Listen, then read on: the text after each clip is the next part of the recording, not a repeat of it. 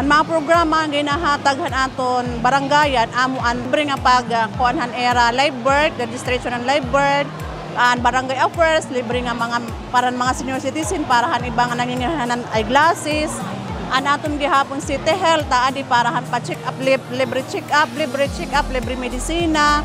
Tapos ang aton mga taga CGSO, ang senior citizen parahan pag-renewan era senior citizen application may daghapon nga di program. Nagpapasalamat kami han imo ginhataga amon nga bulig din amon barangay, an barangayan dako gud ini kaupay nga bulig para ta amon mga mulupyo dinhi. Pinaagihan iyo bulig ha amon ni kamo nakadiha amon barangay paghatag ini nga serbisyo para han amon mga mulupyo.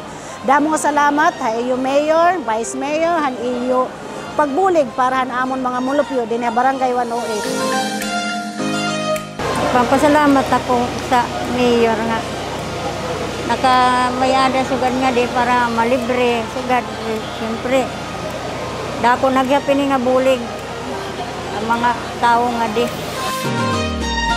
Salamat po ang mayor ng vice mayor ang era barangayan program. Sana padayon nagyaptera pag suporta aton mga mulipyo.